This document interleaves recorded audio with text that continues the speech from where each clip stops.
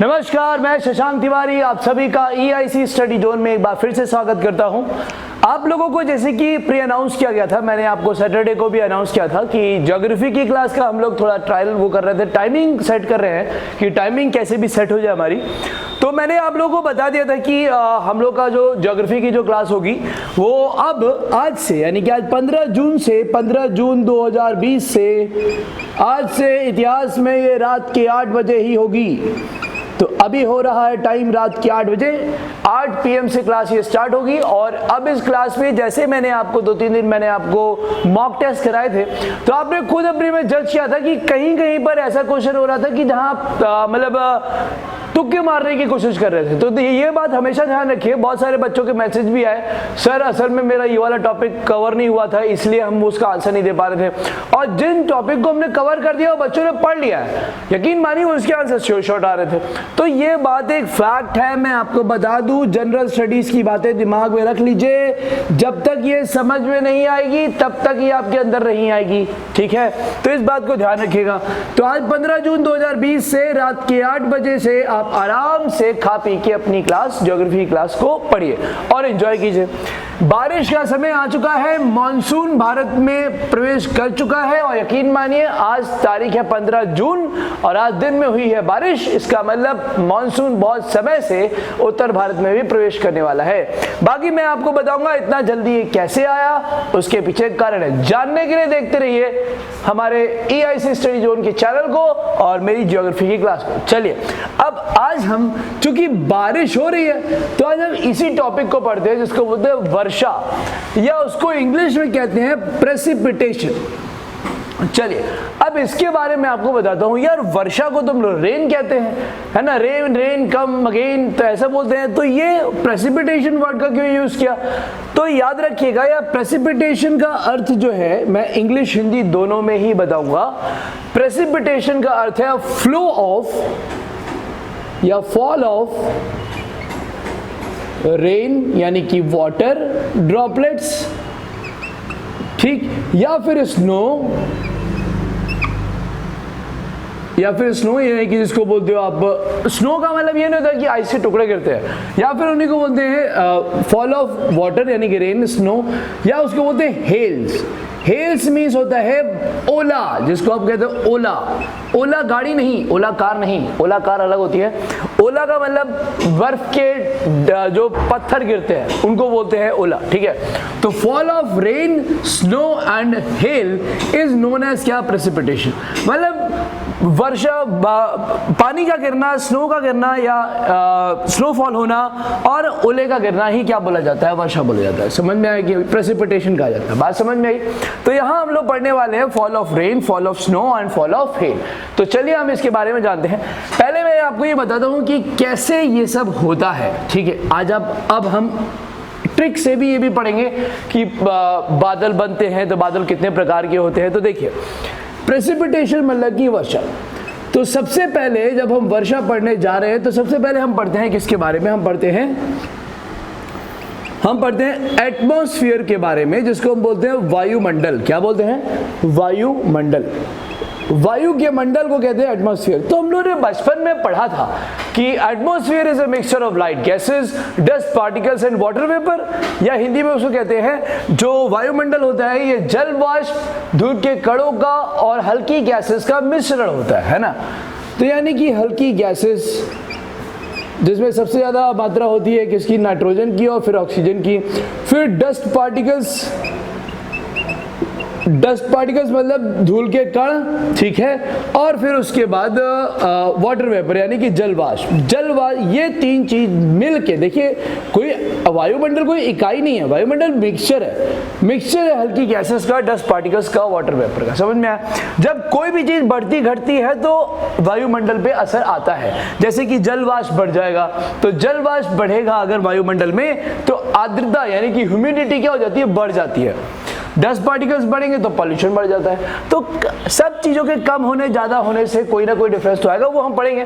तो सबसे पहले हमने पढ़ा क्या, एटमॉस्फेयर यानी कि वायुमंडल। वायुमंडल क्या होता है, वायुमंडल हल्की गैसेस का, डस्ट पार्टिकल्स का और वाटर वेपर का यानी कि जल वाष्प का क्या होता है, मिश्रण होता है। बात समझ में आ गई।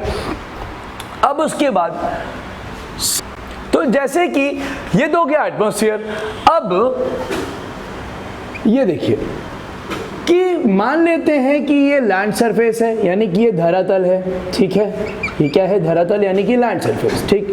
तब होता क्या है, एक जनरल वे बता रहा हूं मैं आपको, एक सामान्य तरीका बता रहा हूं कि सनराइजेस इन द ईस्ट, सूर्य बाबा जो है वो पूर्व से निकलते हैं और पश्चिम में ढलते हैं, है ना। तो सूर्य बाबा ये आ गए, सूर्य बाबा की रोशनी जब एटमॉस्फेयर को क्रॉस करते हुए जब धरातल पे गिरती है तो ये जो धरातल वाला पार्ट है, ये पार्ट कैसा हो जाता है, गर्म हो जाता है। कैसा हो जाता है, गर्म हो जाता है।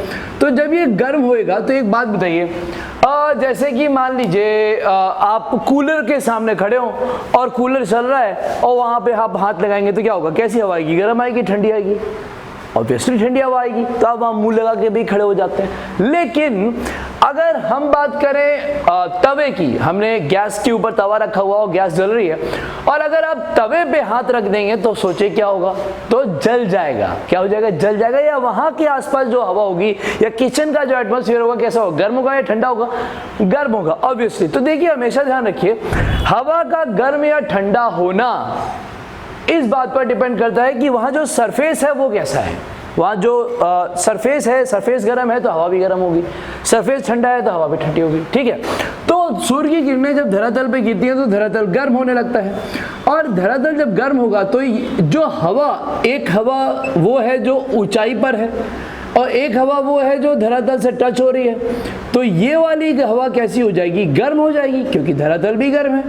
और ये वाली हवा जब गर्म हो जाएगी तो इसकी अपेक्षा या इसके कंपैरिजन में ऊपर की हवा, जैसे कि अगर आप मान लीजिए कि आप ऊंचाई, आप हवा में उड़ रहे हैं या पैराग्लाइडिंग कर रहे हैं, आप पैराशूट उड़ा रहे हैं, तो पैराशूट अगर आप उड़ा रहे होंगे, या मान लीजिए आप आप हवा में हैं और धूप निकल रही है, तो उस समय आपको कैसा लगेगा।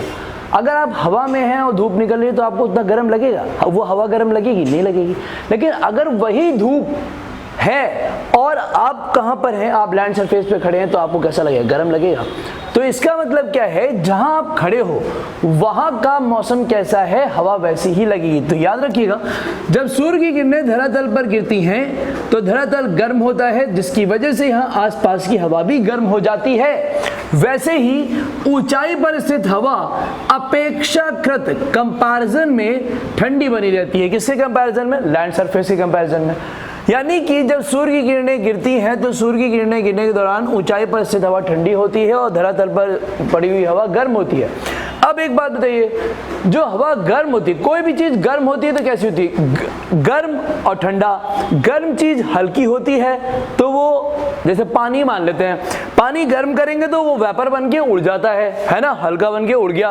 और पानी ठंडा करेंगे तो क्या वेपर बन के उड़ जाएगा, नहीं नहीं नहीं नहीं नहीं, पानी ठंडा करेंगे तो वो आइस बन जाएगा, वो वहीं पड़ा रहेगा। तो इसका मतलब क्या है कि जब हवा गर्म होती है, कोई भी चीज गर्म होती है तो वो हल्की हो जाती है, हल्की होकर वो ऊपर की ओर उठने लगती है। कोई भी चीज ठंडी होती है तो वो भारी हो जाती है और उसका दाब नीचे की ओर पड़ने लगता है।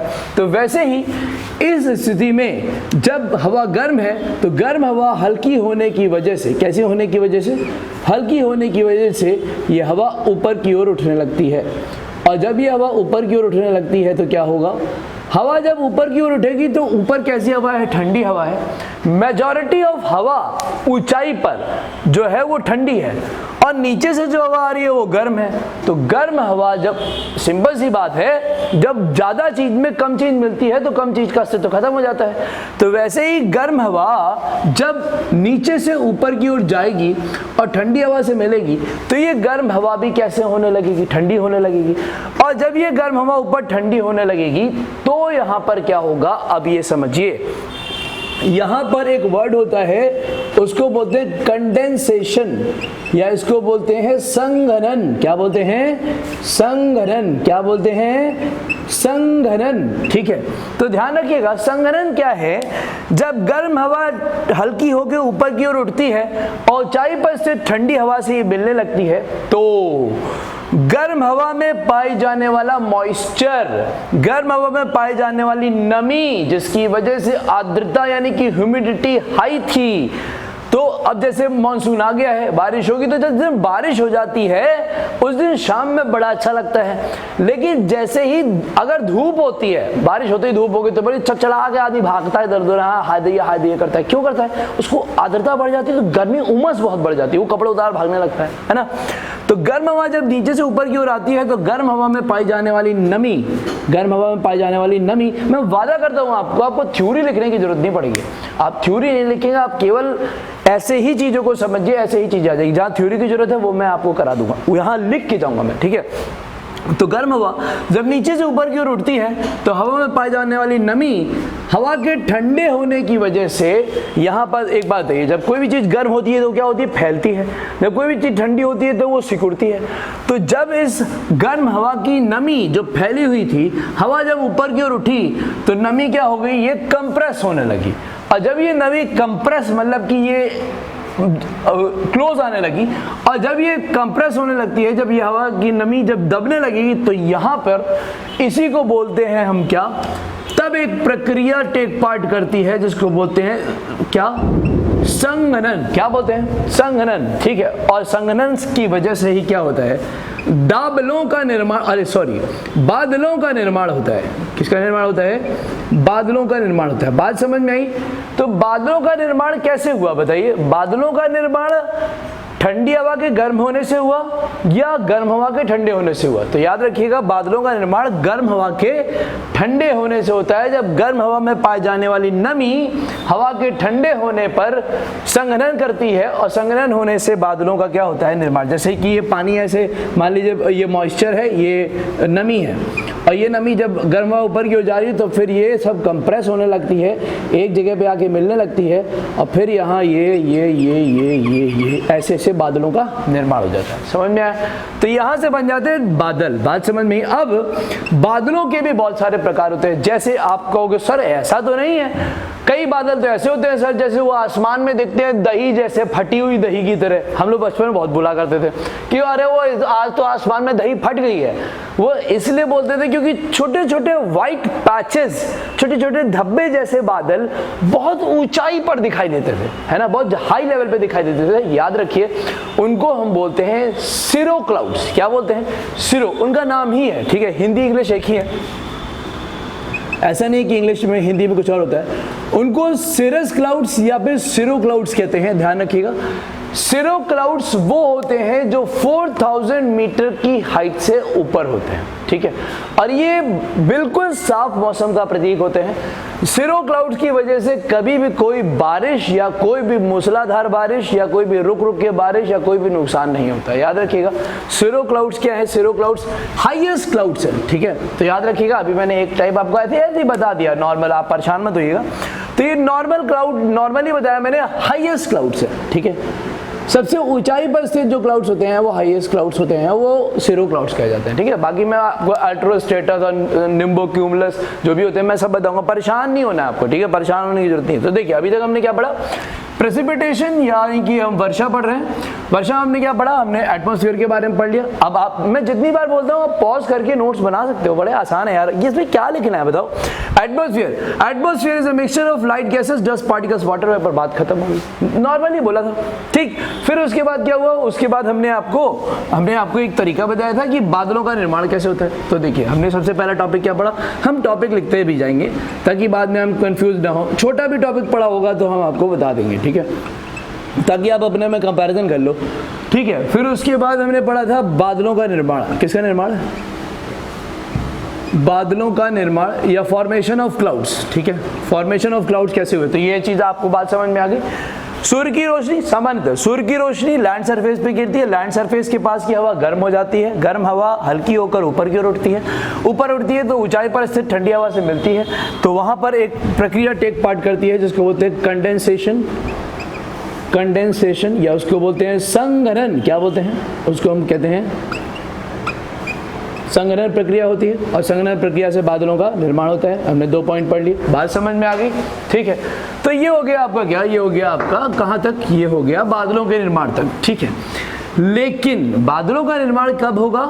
जब हवा गर्म होगी, ठीक है। जब हवा गर्म होगी तभी वो ऊपर की ओर उठेगी। ऐसा तो है नहीं कि ठंडी हवा ऊपर की ओर उठ जाएगी। तो यहां पर एक बात ध्यान रखिएगा, हवा को गर्म करने का जरूरी नहीं कि सूर्य की वजह से ही हवा गर्म होकर ऊपर की ओर उठे, और भी कारण हो सकते हैं, ऑब्वियसली वो मैं आपको बताऊंगा। तो याद रखिएगा, इन हवाओं के गर्म होने के लिए, इन हवाओं के गर्म होने के लिए अब आपको मैं दिखाता हूँ। एक चीज आपको समझ में आ गई होगी, बिना थ्योरी के आप क्वेश्चन सॉल्व भी कर पाएंगे, ठीक है। मैं आपको लेवल ऐसा दूंगा जो आप कोई भी एग्जाम नहीं छूटेगा, एसएससी, यूपीएससी, छोटे से छोटा एग्जाम, बड़े से बड़ा एग्जाम, आसान से आसान क्वेश्चन, टफ से टफ क्वेश्चन। करना ही क्या है, लॉकडाउन छूट रहा है, कोरोना चल रहा है, हम बाहर निकलेंगे ही नहीं, हम पढ़ते रहेंगे, एग्जाम की तैयारी करेंगे। तो हवाओं के गर्म होने के लिए, हवाओं के गर्म होने के लिए एटमॉस्फेरिक कंडीशन का बनना जरूरी है, एटमॉस्फेरिक कंडीशन का होना जरूरी है, ठीक है। एटमॉस्फेरिक कंडीशन का मतलब वायुमंडलीय परिस्थिति का होना, ठीक है। और ये वायुमंडलीय परिस्थिति क्या होगी, देखो वायुमंडल परिस्थिति कैसे होती है, हवा का गर्म होना जरूरी है, हवा का ऊपर उठना जरूरी है, हवा के साथ आर्द्रता होना जरूरी है। फॉर एग्जाम्पल मैं आपको बताऊं, अगर अप्रैल के महीने की बात करें या होली के बाद की बात करें, होली के बाद जब हवा शुष्क हो जाती है, मैंने आपको बताया था प्री मानसून है ना, तो होली के बाद जब हवा शुष्क हो जाती है मार्च लास्ट से, तो हवा जब शुष्क है, हवा जब ड्राई है, हम कहते हैं हवा खूब गर्म है, हवा गर्म है, हवा ड्राई है, हवा ऊपर की ओर उठेगी, बताइए बादल बनेगा? नहीं बनेगा। क्यों नहीं बनेगा? अरे भैया, जब हवा में पानी नहीं है, हवा में नमी नहीं है, तो फिर बादल बनेंगे कैसे? हम तो उसमें कुछ फूंक नहीं देंगे, मुंह में पानी भरा कुल्ला किया और उतने में बादल बन गया। ऐसा अगर होता, सोचिए, जस्ट इमेजिन, अजम्पशंस, दुनिया में अपनी जिंदगी को अच्छा चलाने का यही तरीका, अपनी अजम्पशंस को कभी खत्म मत करिए। सोचिए, अगर एक भगोना हो, भगोने में पानी हो और हमें बादल का निर्माण करना हो, तो हम क्या करेंगे? हम कुछ नहीं करेंगे, हम उसको गैस पे रख देंगे, उसमें वाष्पीकरण होगा, वो ऊपर की ओर उठेगा और बादल का निर्माण होने लगेगा, है ना? ऐसा तो नहीं होता है, ऐसा नहीं हो सकता है। लेकिन हाँ, वायुमंडलीय परिस्थिति का होना बहुत जरूरी है, हवा का गर्म होना जरूरी है, ठीक है। हवा का गर्म होने के साथ साथ नमी युक्त होना जरूरी है। नमी युक्त का मतलब होता है ह्यूमिड एयर होना जरूरी है, आर्द्र हवा होना जरूरी है, मॉइस्चर होना जरूरी है, पानी होना जरूरी है, ठीक है। तो हवा गर्म भी होनी चाहिए, हवा नमी युक्त भी होनी चाहिए, हवा ऊपर की ओर उठनी चाहिए, समझ में? तो वायुमंडलीय परिस्थिति का होना जरूरी, ठीक है। अब मैं आपको बताता हूं इन वायुमंडलीय परिस्थितियों के आधार पर, ध्यान दीजिएगा, इनके आधार पर बेस्ड प्रेसिपिटेशन में 3 चीजें पढ़नी है, flow of water, flow of snow, flow of hell, ठीक है। तो बेस्ड यानी इनके आधार पर वर्षा, कौन सी शाह? वर्षा 3 तरीके की होती है। एक होती है माउंटेनियर सॉइल, ये मैंने ऐसे ही बता दी, मैं चाहता तो आपको नहीं बताता, माउंटेनियर रेन, लेकिन क्या बोलूं, चलिए कोई बात नहीं, वैसे इतना ध्यान मत दीजिएगा, ठीक है। फिर होती है, इसको बोलते हैं पर्वतीय वर्षा, क्या बोलते हैं? पर्वतीय वर्षा, ठीक है। फिर होती है संवहनीय वर्षा, संवहनीय वर्षा, ठीक है। और फिर एक होता है चक्रवातीय वर्षा। ये है परिस्थिति, वायुमंडलीय परिस्थितियां। अभी चक्रवात के बारे में तो आपने सुना ही होगा, एक एम्फान आया था बंगाल की साइड में, तो एक निसर्ग आ गया मुंबई की साइड में। खुशकिस्मत है वो यूपी वाले, खुशकिस्मत है उत्तर भारत वाले कि ऐसा कोई चक्रवात नहीं आता। यकीन मानिए, आपको मैं बता दूं, ये कन्वेंशनल रेन होगा, कन्वेंशनल रेन। यकीन मानिए, आपको मैं एक चीज बता दूं, अपने भारत में अगर सबसे ज्यादा सिक्योर स्टेट कोई है तो उत्तर प्रदेश है। ना बाढ़ आएगी, ठीक, इतनी बाढ़ तो नहीं आनी, नदी की वजह से थोड़ी बहुत आ जाएगी, ना बाढ़ से जान माल ज्यादा नुकसान होगा, ना भूकंप आ सकता है, क्योंकि पूरे भारत में अगर सबसे मोटी धरातलीय परत किसी की है तो यूपी के। यकीन मानिए 2015 में काठमांडू उड़ गया, आसपास के इलाके झकझोर गए, सब उड़ गए, लेकिन यूपी केवल हिला और वहीं खड़ा हो गया। मतलब हिला लगा कि हाँ बेटा 3री मंजिल से हम नीचे जाएंगे, लेकिन नहीं गए, हम वहीं खड़े रहे। क्यों जाएंगे? क्योंकि यूपी हिलेगा नहीं, तो भूकंप आएगा नहीं, बाढ़ आएगी नहीं, एक नुकसान होता है बस सूखा पड़ता है, तो फिर यहाँ का किसान बड़ा परेशान होता है। तो याद रखिएगा वायुमंडलीय परिस्थिति के आधार पर जो वर्षा के प्रकार होते हैं 3 होते हैं, पर्वतीय वर्षा, कन्वेंशनल रेन यानी संवहनीय वर्षा, और चक्रवातीय वर्षा मतलब कि साइक्लोनिक रेन। कैसी रेन? Cyclonic rain. समझ में आया? तो 3 प्रकार की रेन हो गई। इसके बारे में भी सोचना नहीं है, ये तो मैंने ऐसे ही लिख दिया क्योंकि वहां पर लिखना था तो मैंने आपको बता दिया। मैं आपको समझाता हूँ, ठीक है। तो ये जो एटमॉस्फेरिक कंडीशंस हैं आपको देखिए मैं कैसे समझाता हूँ। तो ये वाले पॉइंट्स, चलिए मैं इनको हटा देता हूँ। सीरो क्लाउड समझ में आ गया होगा आपको, ठीक है। अब ये चीज आपने लिख ही ली होगी। अब इसके बाद हम आते हैं कहाँ? हम आते हैं प्रकार पे। तो देखिए सबसे पहले इधर मैंने बेवजह में टार दिया, ये क्या था? एटमॉस्फेयर पढ़ लिया था, 2 लाइन पढ़ी थी बस उसके बारे में हमने, ठीक है। दूसरा हमने पढ़ा था बादलों का निर्माण कैसे होता है, और बादलों का निर्माण जो होता है वो कंडेंसेशन यानी संघनन आ गया, यानी कि कंडेंसेशन आ गया, तीसरा पॉइंट। चौथा पॉइंट हमारा क्या था? एटमॉस्फेरिक कंडीशंस, यानी कि कंडीशंस, ठीक है। इसको बोलते हैं कंडेंसेशन। चलिए मैं लिख देता हूँ कंडेंसेशन, ठीक है। एटमॉस्फेरिक कंडीशन यानी वायुमंडलीय परिस्थितियां, वायुमंडलीय परिस्थितियां, ठीक है। चलिए अब आते हैं हम कहाँ? अब अपने टाइप से, ठीक है। तो सबसे पहले मैं आपको टाइप क्या लिखवाऊंगा? टाइप लिखवाने की जरूरत ही नहीं। ये देखिए, ये है क्या? ये है पर्वत। क्या है ये एक पर्वत है। इसका नाम क्या है? इसका नाम अपने हिसाब से रख लीजिए, मैं अपने हिसाब से रख लेता हूँ। इसका नाम है शशांक, ठीक है। मान लेते हैं इस पर्वत का नाम है शशांक, ठीक है। तो ये पर्वत हो गया शशांक पर्वत, ठीक। ठूठ चट्टान खड़ा है ना, झुकने को किसी भी कीमत पे तैयार नहीं, ठीक है। अब क्या हुआ? जो पर्वतीय क्षेत्र होते हैं, ये मैंने मजाक के लिए लिखा है, उसको मजाक तक ही रखिएगा, ठीक है। ये जो पर्वत का इलाका, पर्वत का नाम क्या है? शशांक, माउंट शशांक है ना, इसको माउंट शशांक। इतना तो इमेजिन कर सकते हैं। मैं आपको पता है मेरे खुश रहने का सबसे बड़ा मेन साधन यही है, मैं अपने आप में एजम्पशन करता हूँ। मैं अपने आप को कभी कभी सोचता हूँ मैं एवेंजर हूँ, है ना। काश भगवान मुझे एवेंजर बना देते तो मैं कोरोना को मार देता ऐसा हो जाता अगर मैं एवेंजर बन जाता तो, ठीक है। तो माउंट शशांक, ठीक है, ये एक पर्वत है जो ठूठ खड़ा हुआ है। अब होता क्या है? पर्वतीय क्षेत्रों में, कैसे क्षेत्रों में? पर्वतीय क्षेत्रों में जो हवा चलती है ये है लैंड सरफेस, यानी कि धरातल, ठीक है,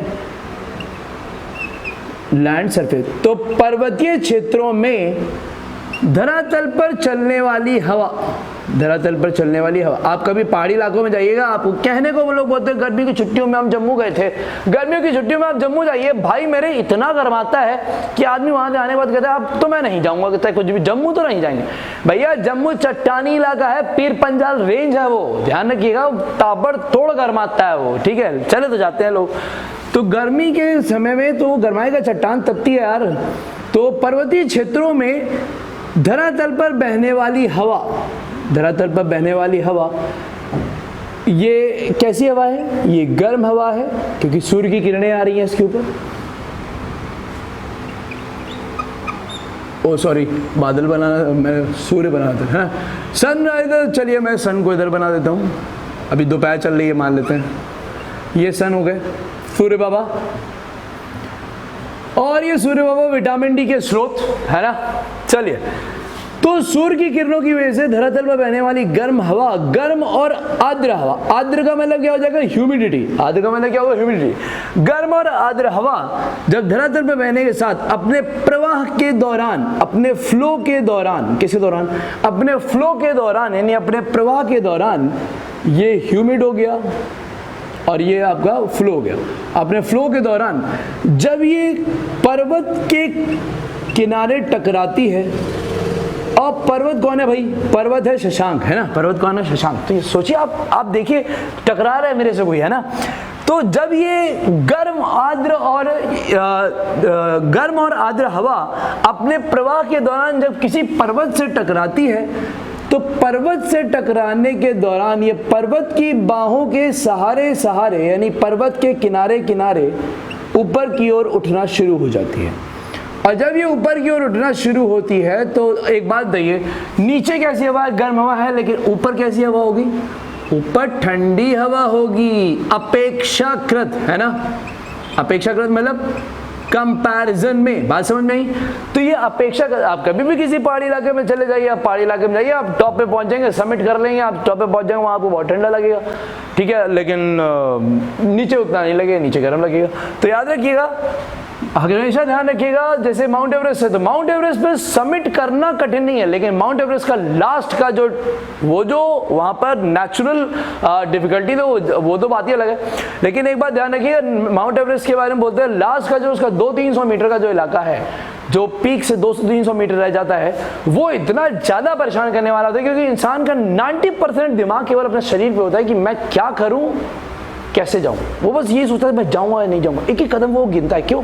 क्योंकि ऊपर का टेम्परेचर, नीचे टेम्परेचर, जमीन आसमान का फर्क होता है वहाँ पे, तो वो परेशान होता है। और ऊपर जाने के बाद उसको उतना कभी आपने देखा हो, कभी समिट करने के बाद तो लोग वहाँ आराम से बैठे रहते हैं, वो वीडियो बनाते हैं, कोई जनगण मन करता है, कोई वर्ल्ड रिकॉर्ड बनाता है, ठीक है। तो गर्म हवा और आर्द्र हवा अपने प्रवाह के दौरान जब पर्वतों से टकरा कर उसके सारे उसके किनारे किनारे ऊपर की ओर उठना शुरू होती है, तो ये गर्म हवा जब ऊपर की ओर उठती है तो ऊंचाई पर स्थित ठंडी हवा से मिलने के बाद, ऊंचाई पर स्थित ठंडी हवा से मिलने के बाद क्या होता है? प्रेसिपिटेशन मिलने के बाद ये नीचे वाली हवा भी कैसी हो जाएगी बताइए? नीचे वाली हवा भी गर्म हो जाए, वो ठंडी हो जाएगी। और जब ये ठंडी हवा से मिलेगी, ठंडी हवा से मिलने के बाद इस गर्म हवा में पाई जाने वाली नमी या इस गर्म हवा में पाया जाने वाला मॉइस्चर ऊंचाई पर से ठंडी हवा से मिलने के बाद यहाँ पर होता है संघनन, आ गया। और यहाँ पर हुआ संघनन, और संघनन के बाद यहाँ बनते हैं दाबल। दाबल मतलब बादल। दाबलों का निर्माण होता है, और दाबलों का जब निर्माण होना शुरू होता है तो ये देखिए, ये सूर्य बाबा आ गए और यहाँ बनने लगते हैं बादल। तो इस तरीके से बादलों का निर्माण होना शुरू हो जाता है और ये एक सर्किल बन जाता है। संघनन होना शुरू हो गया, बादलों का निर्माण होना शुरू हो गया, और फिर ये बन गए क्लाउड्स, क्लाउड्स, क्लाउड्स, ठीक है। अब ये क्लाउड्स तो बंच ऑफ मॉइस्ट एयर है ना, बंच ऑफ मॉइस्ट एयर मतलब नमी युक्त हवा का एक पूरा बंच है।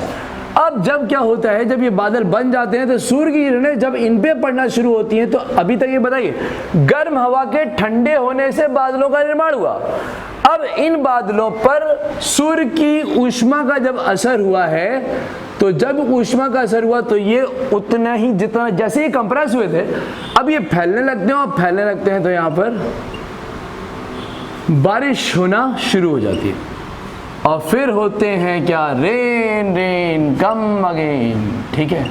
तो ये हो गई बारिश, और इस तरीके से पर्वतीय वर्षा आपको महसूस होना शुरू हो जाती है। समझिए, देखिए आप देख रहे हो एक सर्किल बन रहा है। और एक बात ध्यान रखिएगा, हवा इधर नहीं जाएगी। एक बात ध्यान रखिएगा, हमेशा ध्यान रखिएगा, जो हेडविंड है, ये बात हमेशा ध्यान, एग्जाम में आता है क्वेश्चन ये, आप जिस पर्वत की तरफ से हेडविंड आपको पड़ रही है, मुंह पे आ रही है आपके विंड, उसके पीछे वाली जो हवा होगी वो बड़ी खतरनाक हवा होती है, that is known as leeward. इसको लीवर्ड साइड कहते हैं, ठीक है।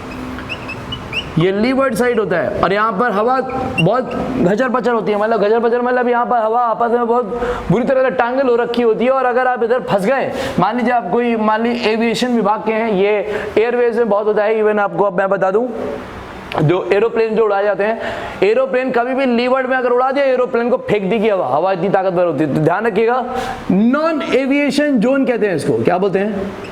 Non aviation zone. ध्यान रखिएगा, यहाँ पर किसी भी कीमत पर आप प्लेन नहीं उड़ा सकते। आप प्लेन उड़ाएंगे तो हवा फेंक देगी उसको। प्लेन नहीं उड़ा सकते, पैराशूट नहीं उड़ा सकते, हैंड ग्लाइडर नहीं उड़ा सकते, कुछ नहीं उड़ा सकते आप। वो लीवर्ड साइड बिल्कुल खराब है, वहाँ पर हवा, ये हवा तो बस ये ऐसे जाएगी, वो इधर को मुड़ जाएगी, ठीक है।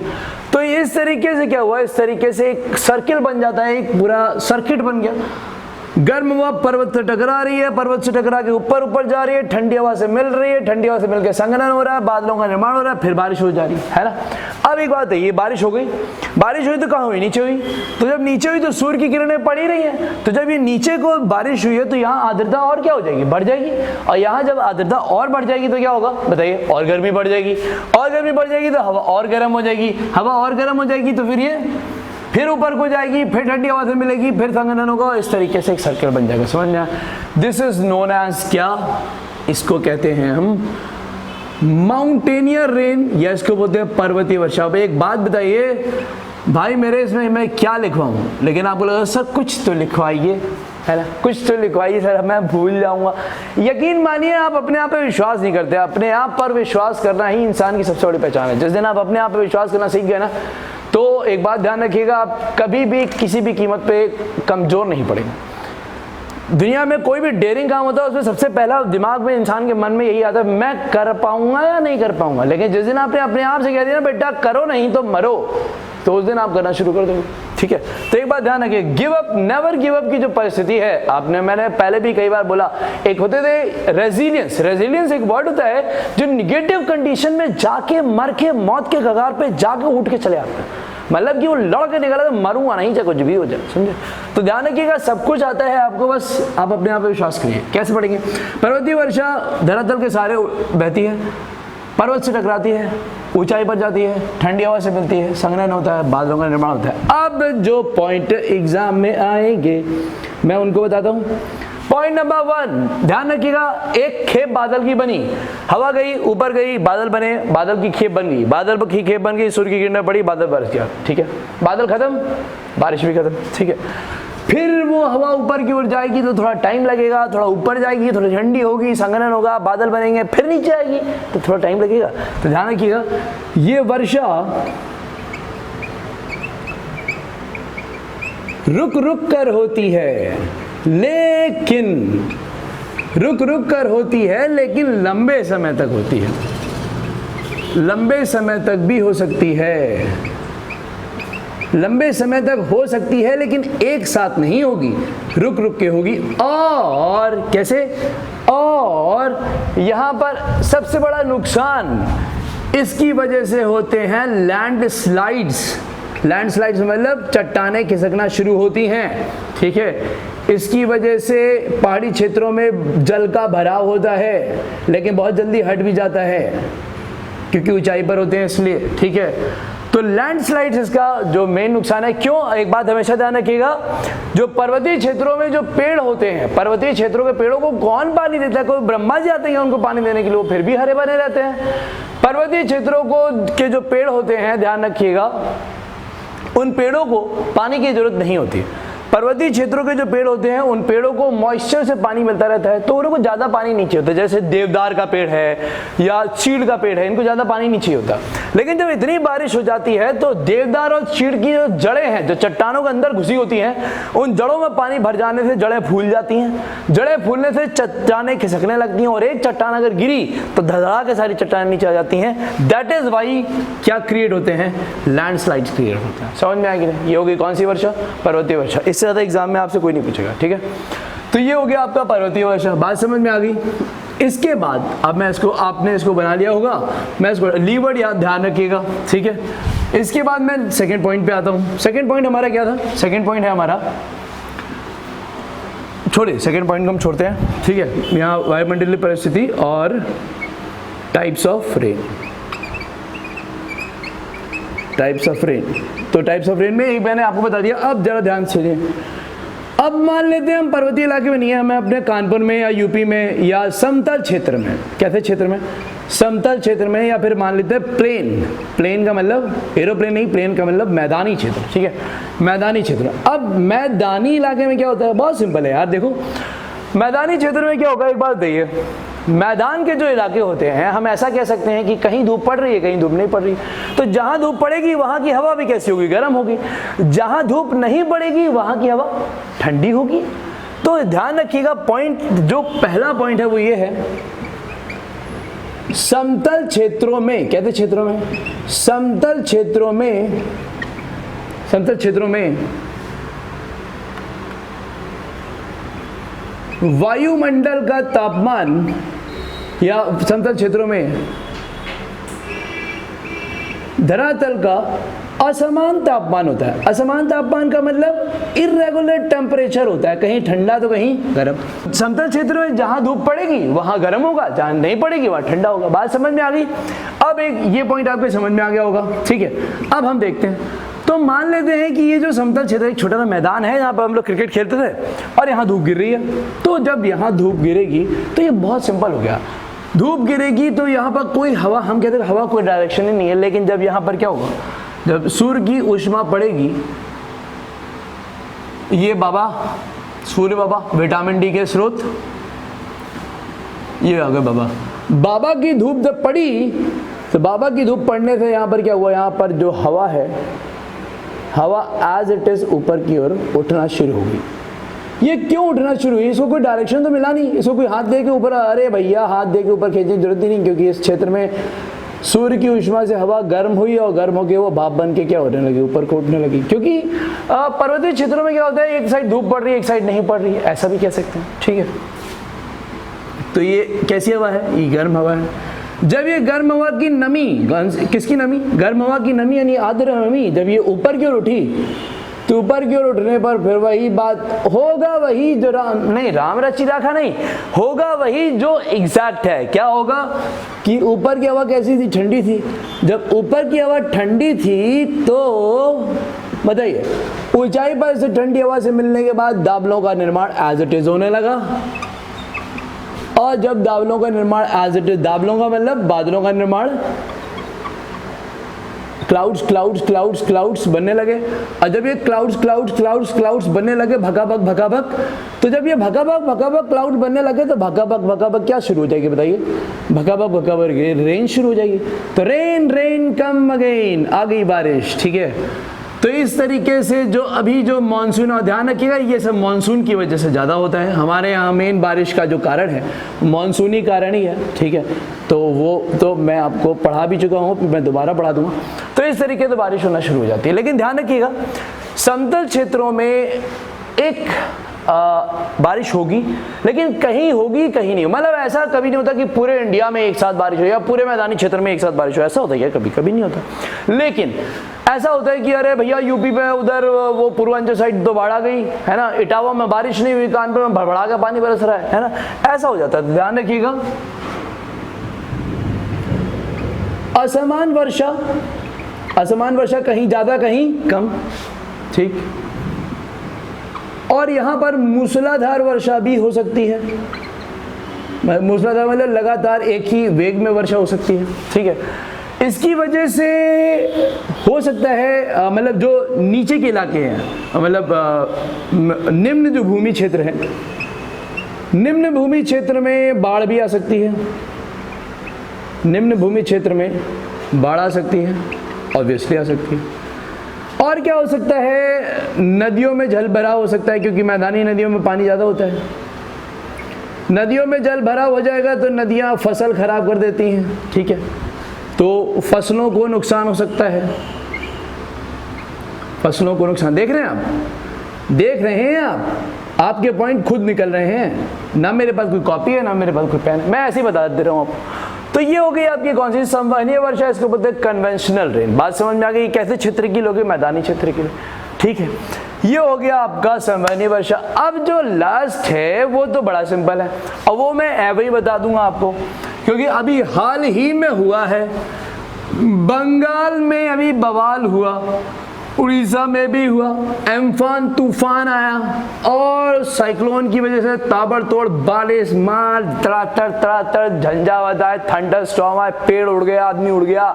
मैं तो कभी कभी सोचता हूँ इस बात को कि एक बार हमारे यूपी में भी साइक्लोन आता आए अगर, तो मैं कभी कभी सोचता हूँ, मतलब अपने आप को एवेंजर की तरह, कि कभी अगर तूफान आया तो मैं उसके सामने, उसकी आंखों में आंखें डाल के चट्टान की तरह उसके सामने खड़ा हो जाऊँ, ताकि अगर मैं उड़ भी जाऊँ, मैं मर भी जाऊँ, तो न्यूज़ में खबर आएगी कि ये देखिए हमारे भारत का नौजवान थंडर स्टॉर्म के सामने या मान लीजिए साइक्लोन के सामने चट्टान की तरह खड़ा था। ये बात अलग है, भले वो उड़ गया, लेकिन 2-4 दिन लोग याद तो करेंगे हमको, है ना।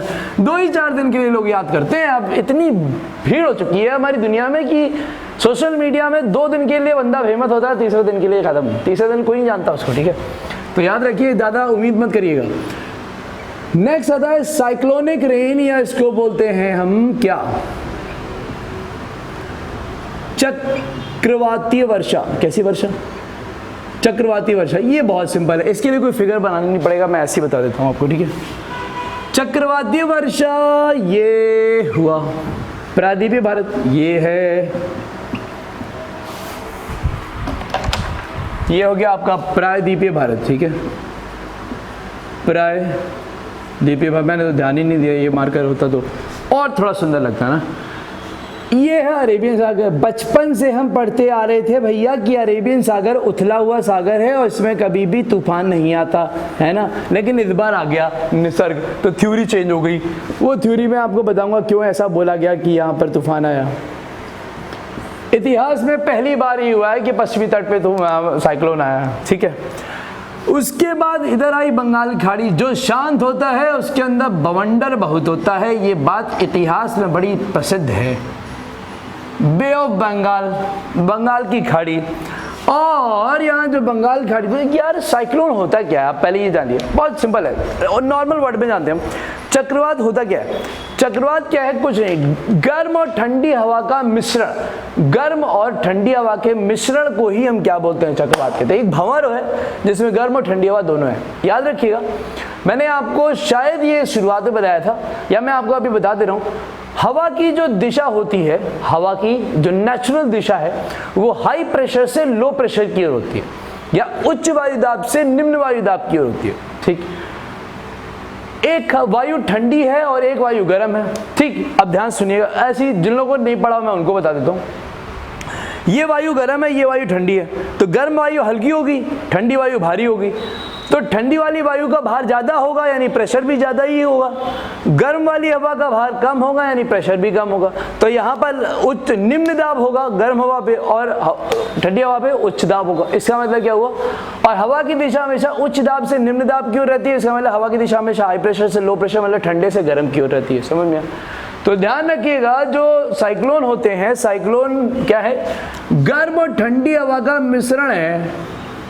अब वो कैसा भी हो सकता है, अंदर गर्म हवा हो सकती है, ठंडी हवा भी हो सकती है। लेकिन एक बात ध्यान रखिए, नॉर्मली अगर हम देखें तो आपको मैं बता दे रहा हूँ ऐसी, बस उसको ज़्यादा माइंड मत करिएगा, क्योंकि माइंड कराने के लिए मैं साइक्लोन का चैप्टर लेके आऊँगा, ठीक है। गर्म और ये हुई ठंडी हवा, ठीक है, ठीक है। तो ध्यान रखिएगा, साइक्लोनिक रेन क्या है? कुछ नहीं, चक्रवातों, खाड़ियों में उत्पन्न होने वाले चक्रवातों के जब तटीय क्षेत्रों की ओर 200 से 300 किलोमीटर प्रति घंटे की रफ्तार से जब ये तटों की ओर टकराते हैं, तो ये ताबड़तोड़ बारिश करते हैं, जिसमें जान माल का बहुत ताबड़तोड़ नुकसान होता है, मतलब नुकसान होता है। और इन्हीं ही हम बोलते हैं क्या? चक्रवात। तो ध्यान रखिएगा, खाड़ियों में उत्पन्न, शायद आपको ये दिखाई नहीं दे रहा होगा कलर। पॉइंट नंबर 1, खाड़ियों में उत्पन्न होते हैं, उत्पन्न चक्रवातों के कारण होते हैं, ठीक। तीव्र गति होती है, जिसकी वजह से प्राकृतिक और मानव संपदा का ताबड़तोड़ नुकसान होता है, ठीक। सामान्यतः एवरेज में इनकी गति 200 किलोमीटर प्रति घंटे की रफ्तार से होती है। 150 से 200 किलोमीटर प्रति घंटे की रफ्तार से। सोचिए, निसर्ग अगर 200 किलोमीटर प्रति घंटे की रफ्तार से टकरा जाता है ना भाई, अगर मुंबई में, तो अभी तो कोरोना की वजह से लोग मरे हैं, उसके बाद जो होता वो तो इतिहास ही देखता कि मुंबई एक शमशान बन जाता, लेकिन बच गए, भगवान हमारा भला चाहता है।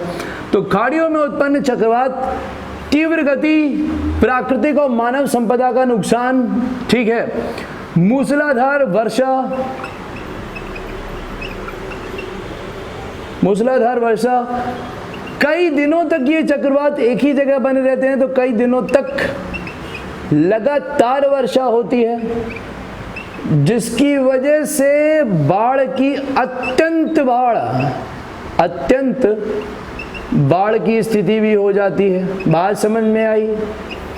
अत्यंत बाढ़ की स्थिति भी हो जाती है और इसकी वजह से जान माल को ताबड़तोड़ नुकसान होता है। ठीक है, ये हो गया आपका चक्रवाती वर्षा। इसका बेस्ट एग्जाम्पल अभी हो गया आपके लिए, आप देख लीजिए अम्फान, ऐसे ही समझ में आ जाएगा आपको। तो बंगाल की खाड़ी में उत्पन्न होने वाला ये जो साइक्लोन था जिसकी वजह से ताबड़तोड़ बारिश हुई, ये देखा ये ज़्यादा देर टिका नहीं है, अगर टिक जाता तो ये झारखंड, पश्चिम बंगाल, उड़ीसा को तो बहा देता है। ठीक है, तो ये रहे आपके क्या वर्षा के प्रकार। कितने प्रकार हो गए वर्षा के? वर्षा के आपके 3 प्रकार हो गए, मैंने आपको बता दिया। पहला पर्वतीय वर्षा, दूसरा संवहनीय वर्षा और तीसरा चक्रवाती वर्षा। समझ में आया कि नहीं? ये हो गए आपके पॉइंट्स। इनको आप मन लगा के तैयार करिए, थ्योरी छोड़ के इस चित्र के आधार पर तैयार करिए। यकीन मानिए आपको कोई दिक्कत नहीं आएगी। जो दिक्कत आएगी, मैं शशांक तिवारी खड़ा हूं आपके साथ, आपके लिए हमेशा। लेकिन एक बात ध्यान रखिएगा, अब इसमें भी हमें, अभी तो मैंने आपको वर्षा के प्रकार बता दिए, कल मैं आपको पहले क्लाउड्स बताऊंगा, बादलों का निर्माण बताऊंगा। बादलों का निर्माण तो हो गया, बादल के प्रकार क्या होते हैं? जैसे सिरो क्लाउड्स होते हैं, वो हाईएस्ट क्लाउड्स हैं, और फिर जैसे निम्बोक्यूमुलस होते हैं, अल्ट्रोस्टेटस होते हैं, अल्टोक्यूमुलस होते हैं, वो कैसे क्लाउड्स होते हैं उनके बारे में मैं आपको बताऊंगा।